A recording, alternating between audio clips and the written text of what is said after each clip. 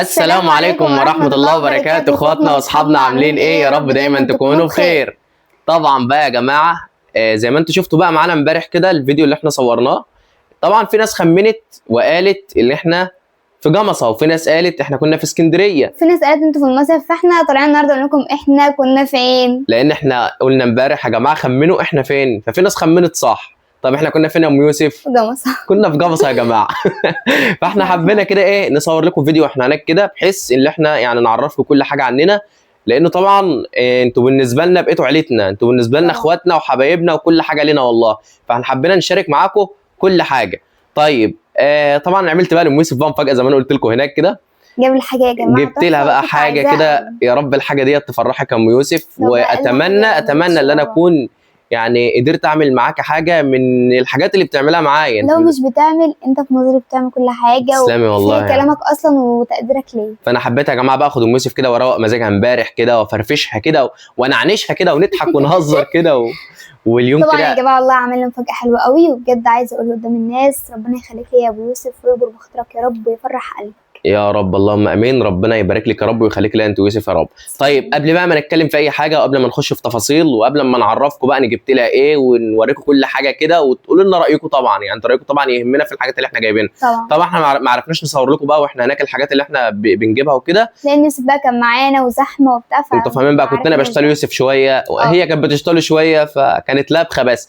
فان شاء الله نوعدكم ان احنا هنصور لكم الفلوج ده كامل كده، ان شاء الله. يعني احنا هنروح احنا والجماعه وكده، فهنصور لكم بقى، نعرف نصور لكم الجماعه يكون يوسف معاهم واحنا هنصور احنا بقى. هناخد بقى احنا راحتنا في التصوير وكده، وهنصور لكم كل حاجه، واحنا نفتح لايف كمان، هنصور لكم احنا في الملاهي، وهنصور لكم واحنا بنشتري كل حاجه، وهنشارككم كده واحنا على البحر، كل حاجه حرفيا هتعرفوها عننا وكل حاجه هنصورها لكم. طيب قبل اي حاجه ما تنسوش تصلوا على النبي صلى الله عليه وسلم، وتشتركوا في القناه، وتعملوا اعجاب للفيديو، وتفعلوا زر الجرس عشان يوصلكم كل جديد. طيب يلا بينا يا ام يوسف نوريهم احنا جبنا ايه.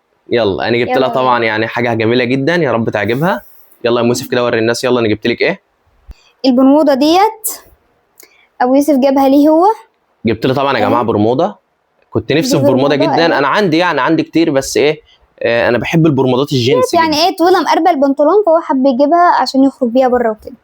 ايه رايكم بقى بصراحه كده؟ رايكم ايه؟ هي قمشتها عامله زي القماش كده مقربه للجينز شويه، تمام. وخروج على فكره تحفه والله، جميله ولونها رصاصي جميل قوي. تمام، دي اول حاجه معانا. دي طبعا البرموده الجميله بتاعتي.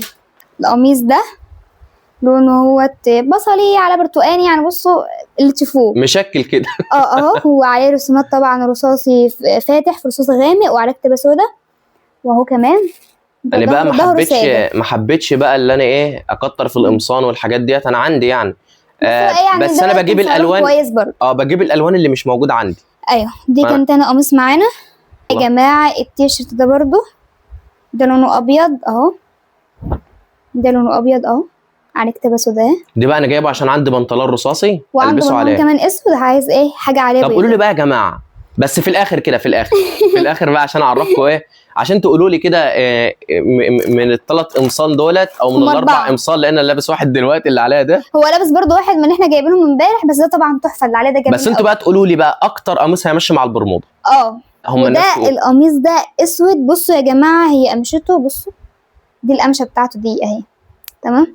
فهو ساده خالص، بس القميص ده عجبني وقمشته كانت تحفه قوي فحبيت. وانا بصراحه لما مسكته القميص اللي هو الاسود دوت، وكمان هو يعني في شباب بتلبسه كتير، فانا حبيت برضو اخليه يلبس زي الشباب، تمام. تسلم ايدك يا ام يوسف والله. ام يوسف يا جماعه بقى هي اللي بتختار لي كل حاجه. تسلم لي يا رب. وطبعا انا اللي اخترت لها بقى المفاجاه اللي انا هوريها لكم دلوقتي، وهو اللي بيدفع. هو المشكله في كده. طاقية جو حبينا نجيبها له. جبنا طاقية ليوسف، الجو كان حر امبارح. الجو كان حر قوي، ويا ريتنا ما جبناها لان كانت بتقع منه اصلا. كل لما نحطها على راسه اصلا، كل لما نحطها على راسه تقوم واقعه. المفاجاه، والان مع المفاجاه الكبرى. ايه رايكم يا جماعه؟ ايه رايكم بقى في العبايه؟ ايه رايكم حرفيا؟ ايه رايكم حرفيا في المتعه دي؟ طبعا والله العظيم عبايه جميله قوي. استنى كده يا يوسف، ما شاء الله ما شاء الله. لا وبايه وبزنط من ورا كمان. ايه بس طبعا ديت هتغرقني. بس على فكره هو وسعها عاجبني. اعمل لها ايه يا جماعه؟ مش لاقي حاجه طولها. ام يوسف قصيره، ما مش عارف يعني اجيب لها ايه. انا دورت على عبيان الدنيا عشان اجيب طولها ما لقيتش.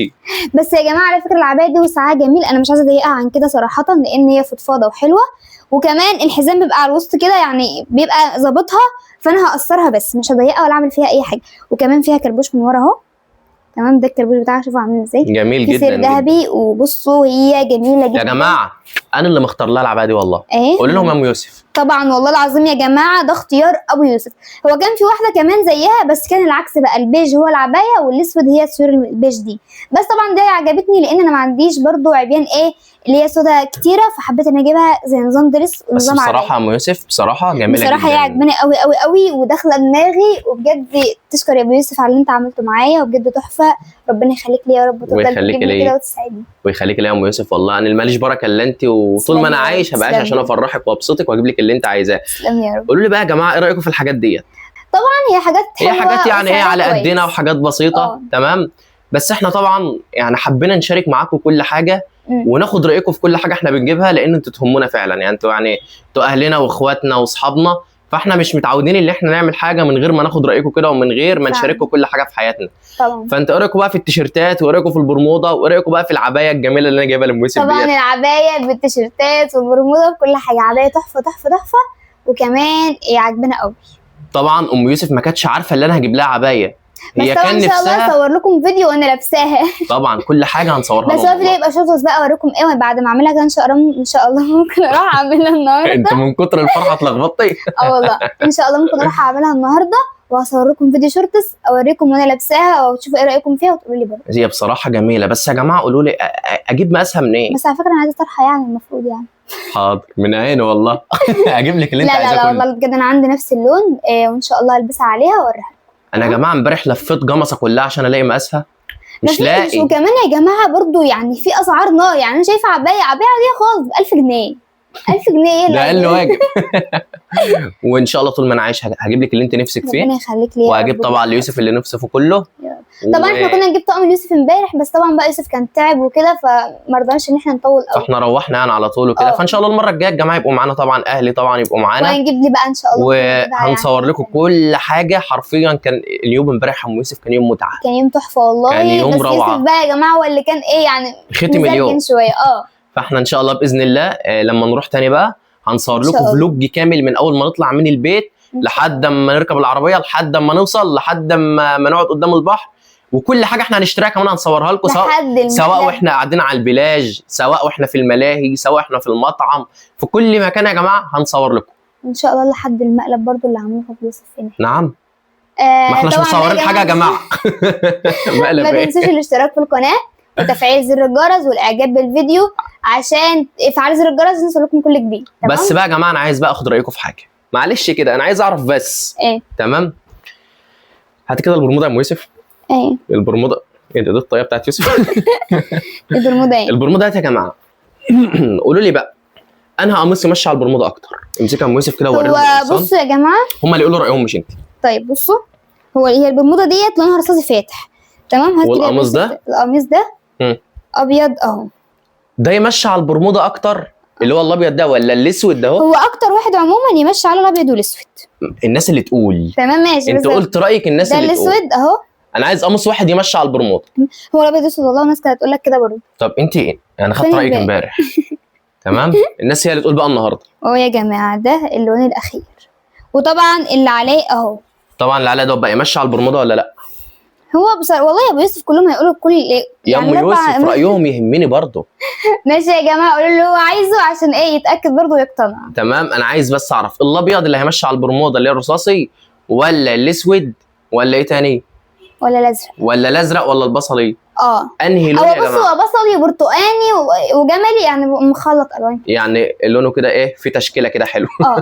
فانهي واحد بقى يمشي على البرموده؟ قولوا لنا يا ريت يا جماعه في الكومنتات. اكتبوا لنا بقى في الكومنتات بتاعتكم، واحنا طبعا هنقرا الكومنتات كلها وهنرد عليكم ان شاء الله. بس طبعا ما تنسوش بقى الاشتراك في القناه يا جماعه، وتفعلوا زر الجرس وتعملوا اعجاب لللايف عشان ايه لللايف وتعملوا اعجاب للفيديو عشان يوصل لكم كل جديد مننا. يلا يا جماعه نقول لهم ايه بقى؟ سلام.